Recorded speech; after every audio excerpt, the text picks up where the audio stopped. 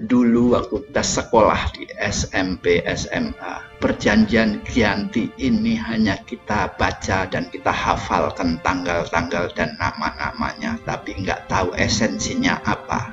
Namun sekarang coba kita kuak betapa runyamnya perjanjian ini, betapa semakin kokohnya Belanda mencengkeram kakinya di tanah Jawa, dan betapa semakin lemahnya kerajaan Mataram yang menjadi kebanggaan kita semuanya. Ayo kita ikuti. Bismillahirrahmanirrahim. Perjanjian Giyanti, sebuah perjanjian penting yang merubah konstelasi politik dan arah perkembangan kerajaan Mataram Islam di tanah Jawa. Perjanjiannya sendiri diawali dengan adanya konflik internal dari warga dari keraton Mataram, yaitu Pakubuwono II menjelang hari tua. Adiknya yang namanya Pangeran Mangkubumi sangat mengincar ingin menggantikannya. Namun Pakubuwono II juga mempunyai putra lelaki yang juga digadang-gadang menjadi penerus sebagai Pakubuwono III. Jadi secara internal kekeluargaan sudah mulai ada konflik. Di samping itu ada juga seorang paman yang lain, yaitu Pangeran Sambernyowo atau Raden Mas Said, yang juga menginginkan bagian daripada kerajaan Mataram tersebut. Maka lengkaplah pertikaian, dan pada saat Pakubuwono II meninggal, maka yang dilantik adalah anaknya yang menggantikan dan dapat gelar Pakubuwono III. Jadi pelantikan ini tentunya berjalan mulus karena dibantu oleh VOC yang memang sudah bersekongkol dengan Pakubuwono II. Pakubuwono II ini di periode 4-5 tahun atau 10 tahun sebelumnya, yaitu tahun 1742, telah berbalik tidak mau membela para Tionghoa yang melarikan diri dari Batavia, yang mencoba bersekongkol dengan Pakubuwono II dan bersumpah setia untuk melawan VOC. Awal-awalnya Pakubuwono menyetujui, namun belakangan dia tidak kuasa menghadapi pucuk rayu VOC dan dia akhirnya berbalik arah dan membela VOC. Maka kelompok Tionghoa yang diusir dari Batavia melakukan pemberontakan di Solo, namanya Geger Pecinan, dan di situ banyak Cina terbunuh, dan di situ bahkan keraton Kartosuro sendiri dibakar dan hangus hampir luluh lantak sehingga tidak bisa dipakai lagi, sehingga Pakubuwono II membangun istana barunya di kota Solo.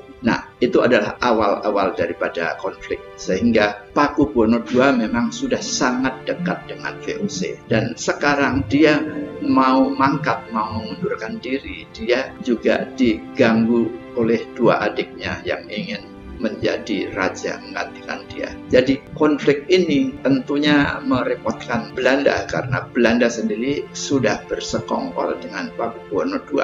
Namun Pangeran Sambernyowo yang menginginkan tahta juga melakukan perang gerilya di kampung-kampung, di hutan-hutan, dan sering mencegat rombongan Belanda, dan tentu selalu banyak korban dari pihak VOC Belanda.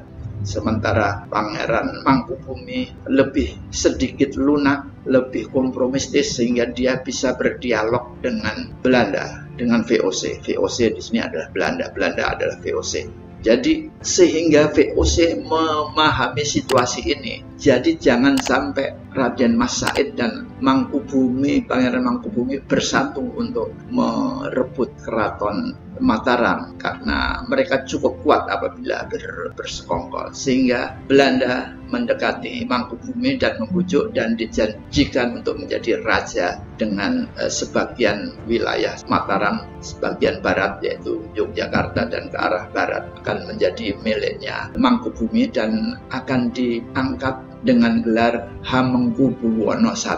Nah, dengan iming-iming ini Pangeran Mangkubumi setuju dan terjadilah MOU itu pada bulan September 1754.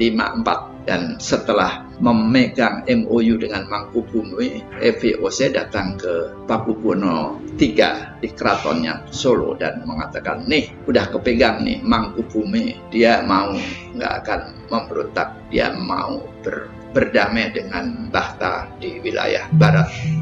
Mau dong kamu, wilayah kamu berkurang sedikit tapi aman, damai, tentram. Mau.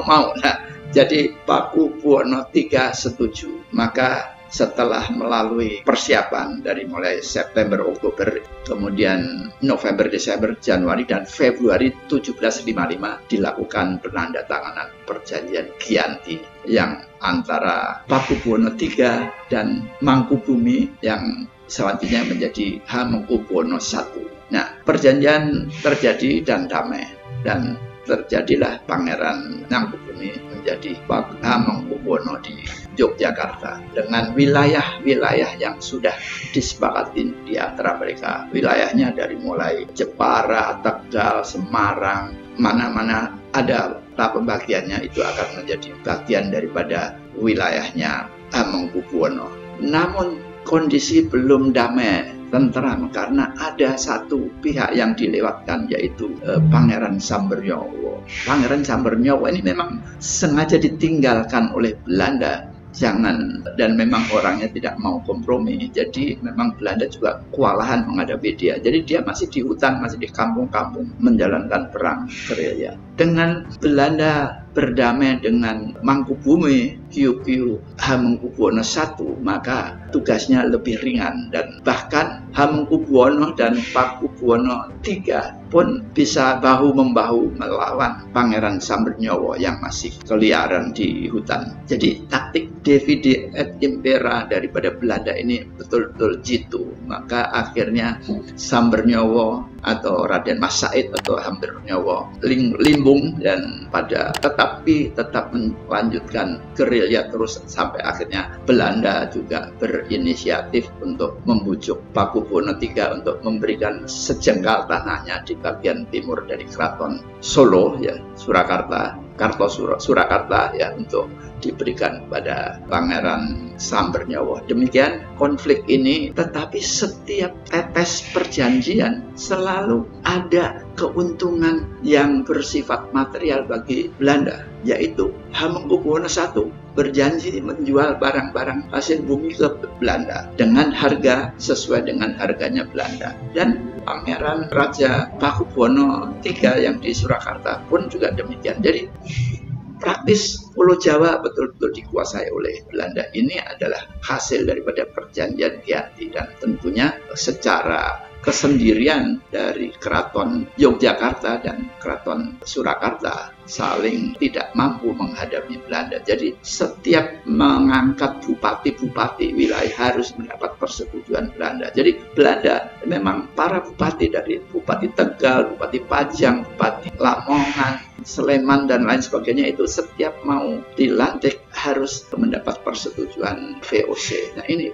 jadi VOC betul-betul mencengkeram Pulau Jawa dengan cara demikian. Inilah esensi daripada perjanjian Giyanti, yaitu konflik internal keraton meruak keluar dan merepotkan Belanda. Nah, Belanda justru memanfaatkan konflik itu dan dideketin satu pihak dan diajak melawan pihak yang lainnya, dan pelan-pelan Pangeran Sambernyowo menjadi lemah dan akhirnya mau hanya diberi secuil tanah di sebelah timur Surakarta.